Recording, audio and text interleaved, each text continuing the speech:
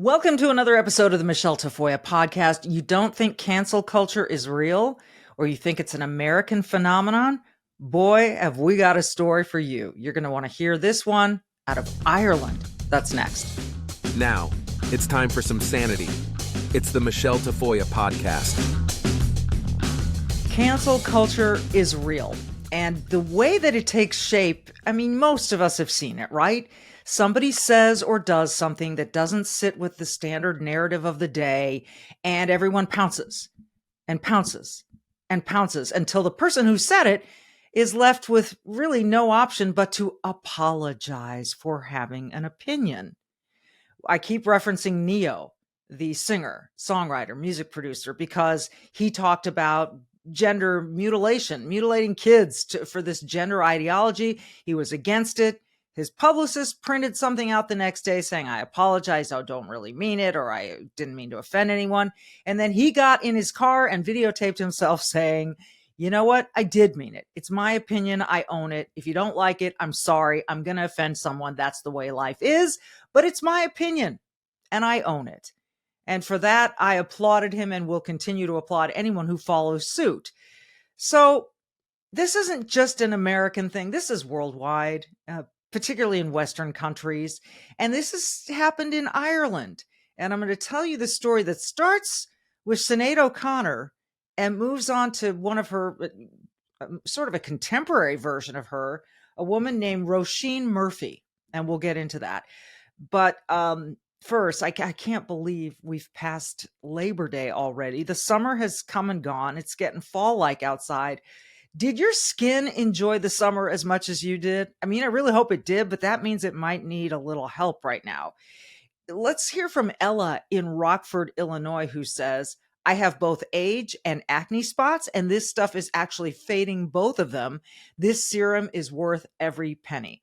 Now, Ella is raving about the dark spot corrector from our good friends at Genucel. It's a must-have after months of record heat and humidity. Sunspots, brown spots, discoloration, even red inflamed patches, they all can disappear right before your eyes. I know it sounds too good to be true, but here's the Genucel amazing guarantee. You'll see results day one or your money back. That's pretty simple. So take advantage of the Genucel most popular package, which now includes the dark spot corrector, plus the classic Genucel bags and puffiness treatment and immediate effects, all at about 70% off. So you can try the best skincare on the planet for yourself, completely risk-free. You'd think 70% off is too steep, but Genucel customers are incredibly loyal. Once people try Genucel, they are fans for life. So it's simple. Go to Genucel.com/Michele today. Start looking years, even decades younger tomorrow. GENUCEL.com/Michele. Say goodbye to the dark and liver spots and bags and puffiness under the eyes, crow's feet at Genucel.com/Michele. It's Michele with one L. Genucel.com/MICHELE. You'll see results day one, and you'll get compliments everywhere you go. And that's also guaranteed. Genucel.com/Michele, Genucel.com/MICHELE. I can eat my dinner in a fancy restaurant, but nothing, I said nothing can take away this blues, 'cause nothing compares to you. So that is Nothing Compares to You by Sinead O'Connor. Some people say Sinead. She was a massive star in the 80s. And that, of course, is a cover of a Prince song. Prince wrote the song. But I don't know if you're old enough to remember this. You don't have to be too old. I'm not that old. But Sinead O'Connor went on Saturday Night Live, SNL, and she performed, and then she held up a picture of the Pope, and she tore it up. And the reason she did that was she was saying that the Pope and the Roman Catholic Church were violating kids. And she wasn't wrong. But the Catholics of the world united and just went ballistic. People were bulldozing her albums. They were driving over piles of her albums. This was in the day of vinyl. It was quite a reaction to this woman who was really standing up for kids. And now, if you stand up against, mutilating young children for gender ideology, you can get similarly canceled. I mean, Sinead O'Connor recently passed away, and the LA Times cited that appearance on SNL where she tore up the picture of the Pope, cited that as sort of her cancel culture moment and the beginning of the end of her career. And that album was just massive. She was a massive star at the time. So it's still happening, apparently, in Ireland to others. A female Irish singer standing up to a powerful global religion, speaking against the priests, slamming them for their abuse of children, and then finding herself damned as a blasphemer for doing so, with some haters even threatening to put a match on her entire pop career over her unholy utterances. No, I'm not talking about Sinead O'Connor. I'm talking about Roisin Murphy. Okay, I've just read the opening paragraph from an article in Spiked Online, which has become one of my favorites thanks to my producer, John Berg.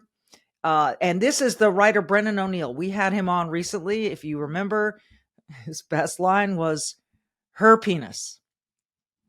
So now he's talking about the trans persecution of Roisin Murphy echoes the religious persecution of Sinead O'Connor. And it's a really fascinating take on this. And another example of how people continue to be forced to apologize for their beliefs. This is nuts. And it has to stop. Because freedom of expression, freedom of speech, freedom to think is utterly central to a civilized society. So this is crazy. If the young and woke, I'm again quoting from the article here written in Spiked Online, Brendan O'Neill, their chief political writer. Here we go. If the young and woke have ever wondered how it was possible that there was so much media rage against Sinead O'Connor just for ripping up a photo of the Pope on Saturday Night Live in 1992, well, now they know. For some of them are visiting the very same holy fury on Roisin Murphy. They've reacted with as much fire and wrath to her criticism of puberty blockers as hot-headed Catholics did to O'Connor's criticism of the Pope. They're the fuming theocrats now who hound heretical women who dare to wonder out loud if their religion might be causing harm to kids' bodies and mind. So you've got an artist in Ireland. The similarities are really quite amazing. And she is being called out for criticizing puberty blockers. When Sinead O'Connor died in July, there was an outpouring of fond reminiscence for her very public revolt against Rome. Fond reminiscence, when at the time she was absolutely obliterated. To Gen Z, that clip of O'Connor saying, "Fight the real enemy," as she tore up the Pope's likeness is ancient history. It's a flashback to a strange millennium where, even at the millennium's end, women could be mauled and shamed for criticizing their priestly betters. That there were front page headlines denouncing O'Connor's holy terror, threats of violence against her from Catholic men. "I would have gave her such a smack," said Joe Pesci. I'm not sure if he was being serious, and protests at which her records were crushed under a steamroller is all grimly fascinating to today's right-on youngsters. Thank God or whoever we've moved on then, they think. But have we moved on? Have we really? The similarities between the religious persecution of O'Connor and the trans persecution of Roisin Murphy are striking. The two Irish women committed similar thought crimes, with O'Connor insisting the Catholic Church was physically and emotionally abusing children, and Roisin Murphy saying there are aspects of the trans ideology that cause harm to, quote, little mixed up kids. Puberty blocking drugs are, and I'm going to quote Roisin Murphy, are effed. She said the whole word. Absolutely desolate. Big pharma laughing all the way to the bank, she said. That was her Pope-ripping moment, the sinful comment for which the mob demanded her scalp. Again, she said puberty-blocking drugs, quote, are effed, absolutely desolate, big pharma laughing all the way to the bank. So now this gender ideology has become like a religion. And so they are pouncing on Roisin Murphy.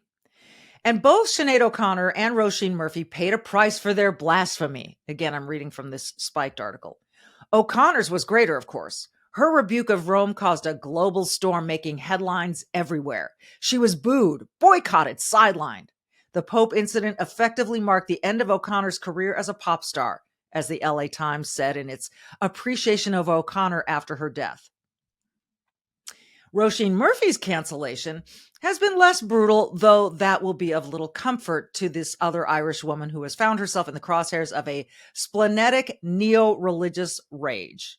And it is. She's been damned as a bigot, a transphobe, a TERF, which means witch.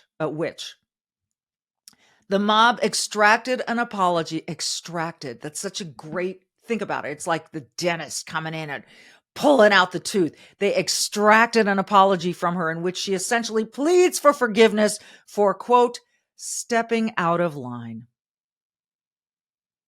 What a kick the priests of the trans cult must have got from those words. As we know from history, religious men love nothing more than forcing errant women to recant their profane beliefs. So she now has stepped out of line, a singer, a record producer, a musician, for saying that puberty blockers are outrageous. That wasn't her word. Let's go back to it. They are effed. Was one thing she said. Murphy's records haven't been reduced to piles of shattered, sharp-edged vinyl as O'Connor's were on the weird steamroller protest outside her record company headquarters in New York. But there are reports that her record company, Murphy's now, will cease all promotion for her new album, Hit Parade, which is out this week. So here she is trying to promote an album. And now there are rumblings that her production company, the music producers, are not going to promote it.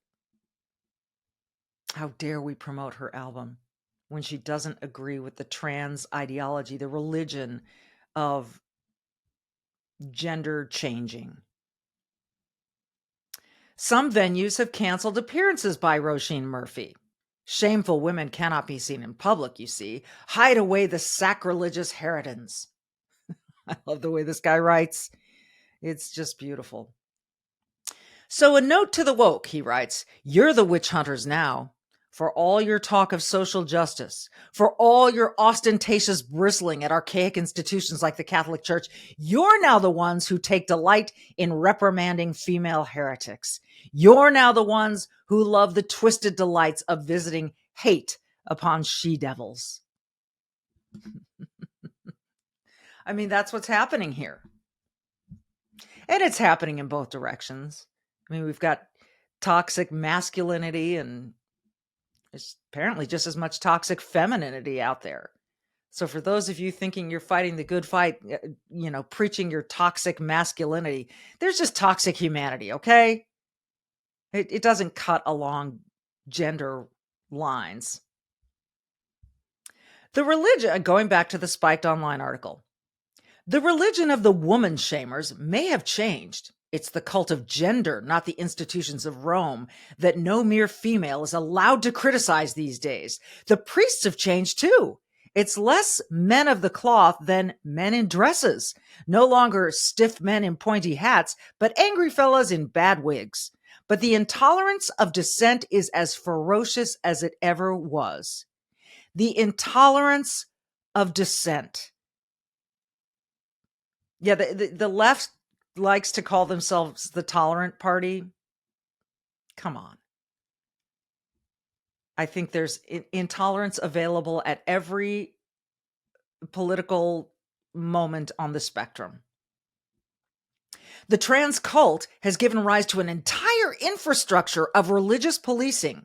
Cops in the UK act as the movement's very own morality police. Get this. Where the guidance patrol in Iran goes around checking that women are correctly veiled, police in the UK make sure that women are correctly imbibing the trans ideology. Women have been questioned and even arrested by cops for such phony crimes as misgendering or just gender critical thinking.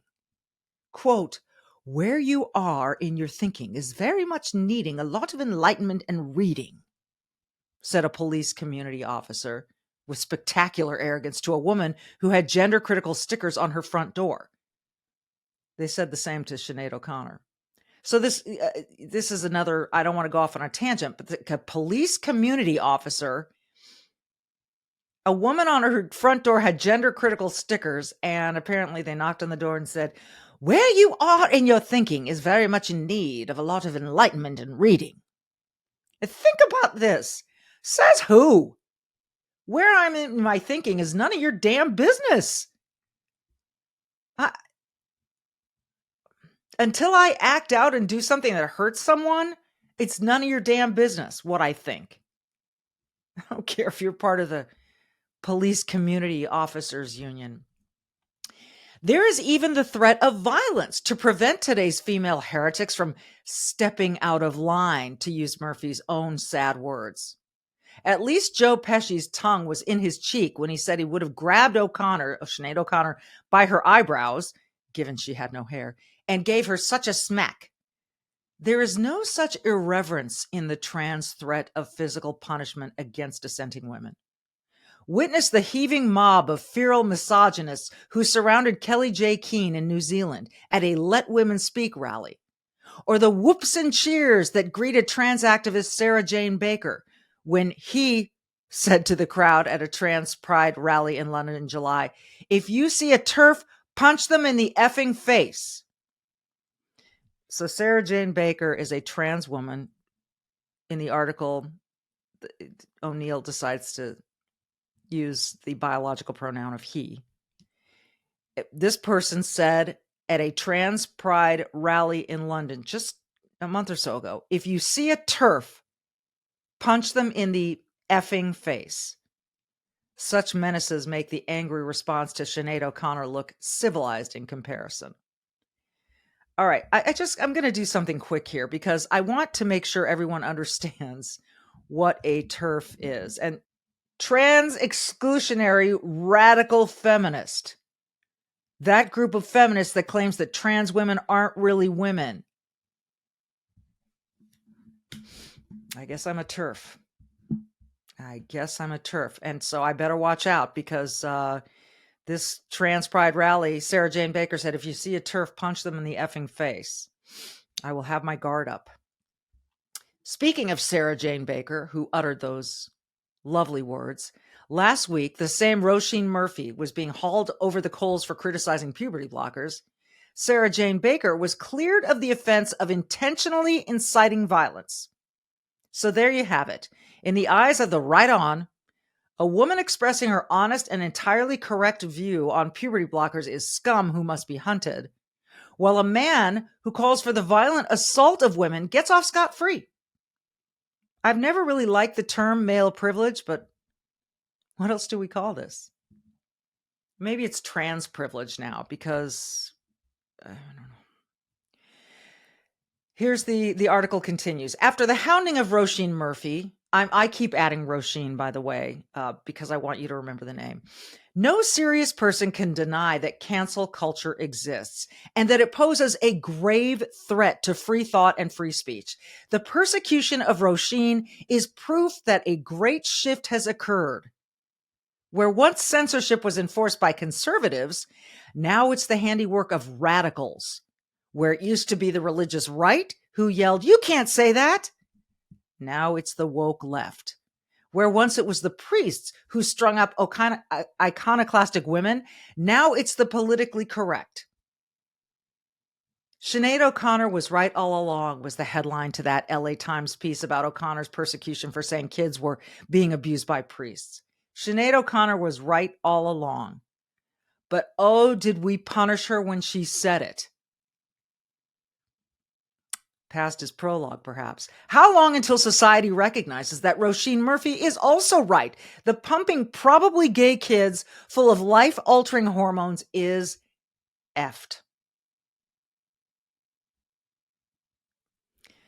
So it's amazing to me that this topic is so massive in the world, It's not just here in the States. We're talking now about Ireland. It's the UK. It's all over Europe. I mean, I think primarily in the West. That we are so, we are becoming like sheep and just saying, okay, right, yeah, trans women are real women. Yep, they are. No, they're not. Call me a TERF. I don't care. And it's not because I'm, they like to say transphobic. Remember, phobic means like fear of, that you're afraid, you're afraid of trans people. I'm not. That's not the point of this. And see, here's what's going to happen. Think about it. Put yourself in this position. You continue to repeat a belief that you have, and you say it publicly. And now very few people are willing to do that because of things like this, but they keep coming after you. They keep coming after you, and they say, apologize. You don't mean that. You couldn't possibly mean that. You transphobe, you bigot, you homophobe, you racist. And they come after you and they come after you until you finally go, I can't take it anymore. This hurts too much. My soul hurts. My brain hurts. My heart hurts. I guess I have to apologize and make it go away. Or they might not promote my new album. Or they might not promote my podcast. Or they might not, allow me to go to work. It's what they did during COVID. If you didn't preach the line of masks and vaxes and vax boosters and all the rest, if you didn't toe that line, you were in trouble. And I see it all the time. I mean, people are still reeling from those days of having their businesses closed, of having their livelihoods taken away from them. Doctors, because they didn't agree with the almighty Fauci on the masks and vaxes. And now here we are just a few years later, and we see studies that say the masking didn't help.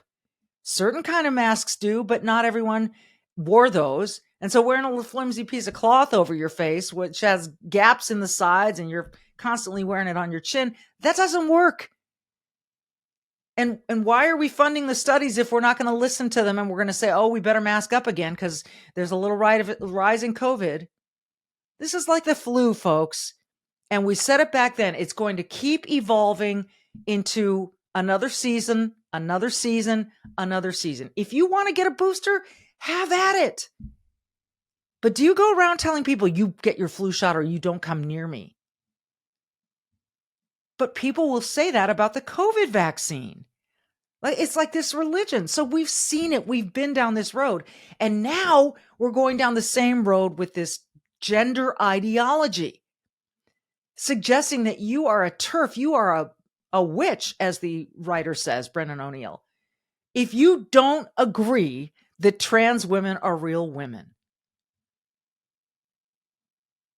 And if you don't agree that trans women belong in women's locker rooms, women's restrooms, sororities, all of these places that used to be sacred for women, what the hell is going on? So on the one hand, we've got cancel culture, but on the other hand, why is it so many, seemingly more now, men want to be women? And by the way, there are a lot of women who think they should be equal to men in every way. We're different. We're biologically different. Why is that so difficult to accept? This idea of being able to produce a baby outside of your uterus in some like ecto uterus, they call it, or something, this plastic baggie. Yeah, let's produce a baby in there. It'll feel a lot of love in there so that women can avoid being pregnant. I mean, that's a thing. People are talking about this. As minor as you think that is, as minor as like rare as you think these incidents are, as tiny a minority of the population as these people are, they are vocal and they will make these things happen or you will pay. It is so important to stand up to this bullcrap. And I was going to use the worst term, but I'm trying to clean up my language. I am a mom after all. This is utter nonsense that we're putting up with this. that we say, oh, yeah, man, come on into the women's locker room. It's okay. You identify as a woman, so you're all right. Come on.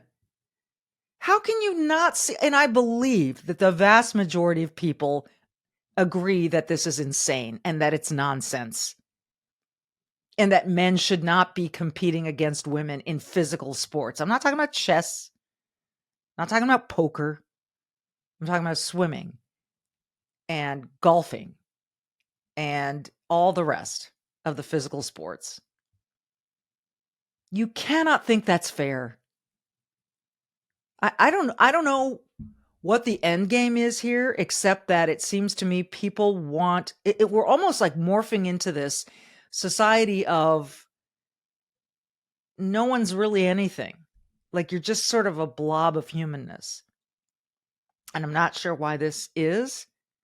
I have some ideas. I'll share those at another time. But I know it's going to end badly.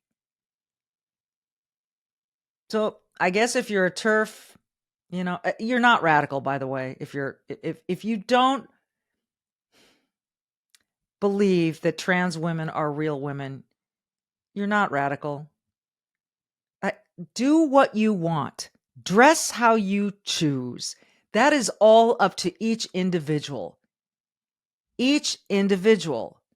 But also there are other individuals who have the choice to say, here's what I believe. This is my opinion. Puberty blockers suck. Mutilating a child before its brain is fully formed is a joke. It's awful.